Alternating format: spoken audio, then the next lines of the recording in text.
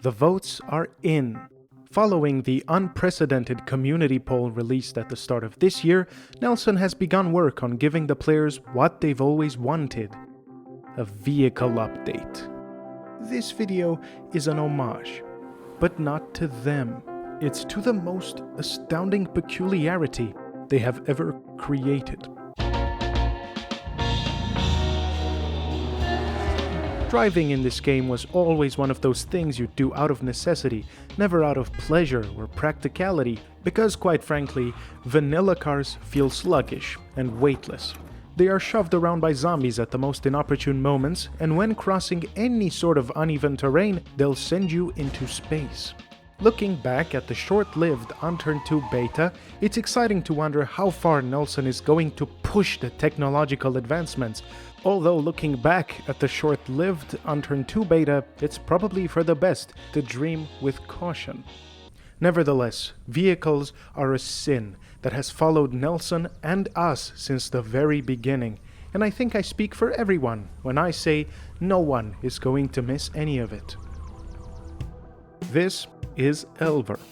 Released in 1985, it easily stands as the most influential map of its time. One man, by the name of Daniel, took it upon himself to break the rinse and repeat Russian formula that curated maps had followed since 2017. So he stole some from the greats and made a fun map. While nowadays I do not entirely agree with Daniel's lifestyle choices, namely his devoted love to electronic dance music, he did make one crucially genius decision. He knew that Unturned's cars were no good, so he did whatever he could at the time to tweak that, by changing some numbers in Notepad, neatly packaged under a physics profile thanks to the help of Nelson himself. To this day, vanilla vehicles do not have this, but every map since does. The sheer speed and stability this allowed Elver vehicles to display was impressive, and on its long stretch of highway, they shined.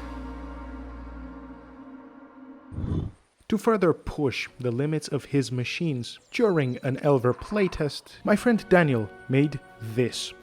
Rudimentary, sure, but enough to spark a curiosity. So I built a better one. How well could the map's most nimble vehicle fare against my loop?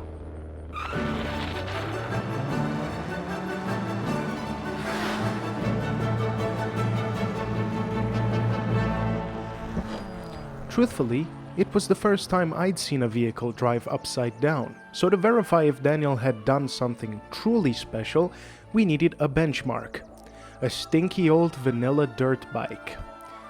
Of course, not before I'd managed to get it upright. Eventually,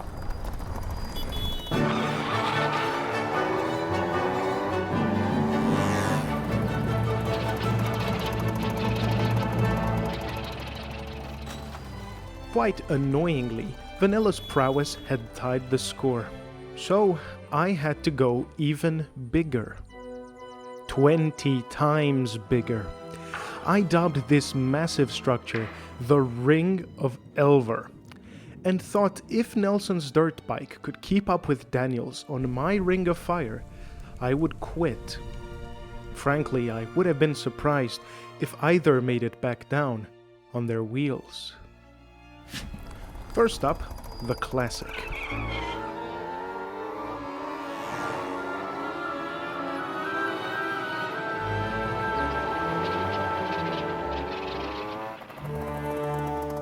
It seemed gravity had taken its toll. This was great news, because I had complete faith that the motorcycle would actually reach the top. But could it generate enough centrifugal force to get across? I had my reservations.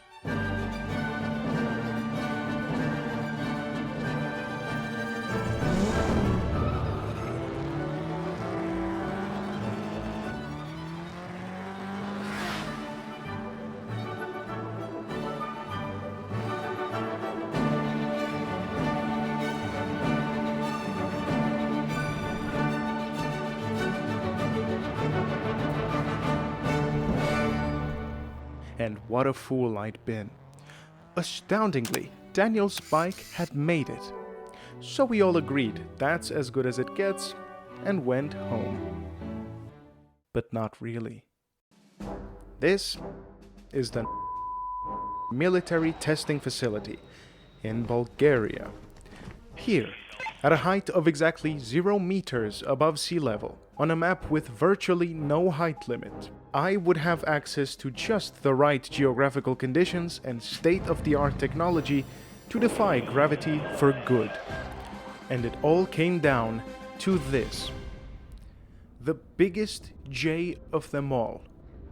The pine arrows mark the height of the in-game Space Needle, 66 meters, and my hope is that by building enough momentum from the other end of this runway, I could go and climb a bit above that.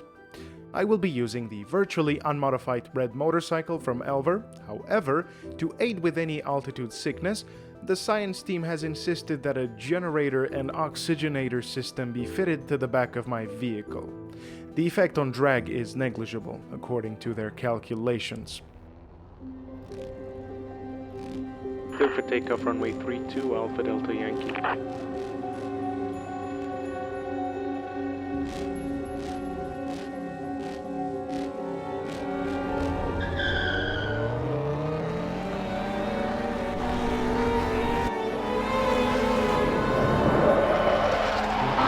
Off I went. Before I knew it, I had passed Unturned's Space Needle. And 120 meters later, I'd passed the real one. I then scaled the game's portrayal of Germany's Zugspitze Peak. And past the point of 605 meters, I'd surpassed the Elver radio tower.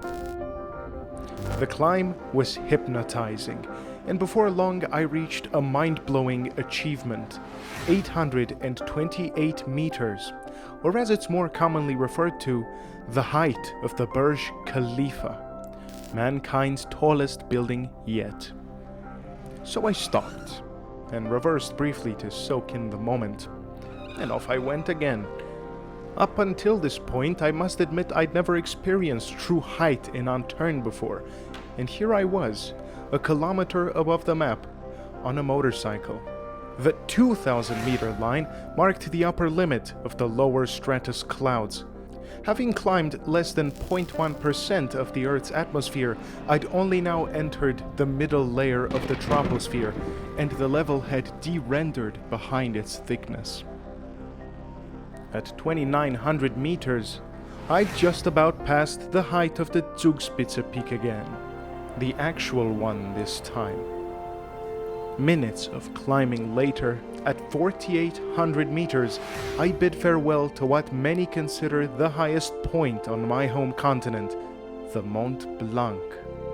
But with nothing in sight but me and the platform, I'd lost all sense of scale.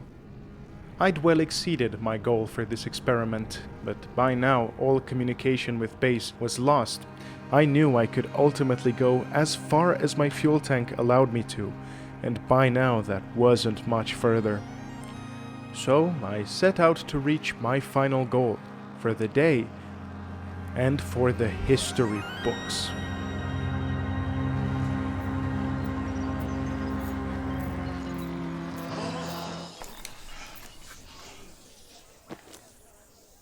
Well, there it is. I suppose all cars in Unturned, vanilla or not, will send you into space.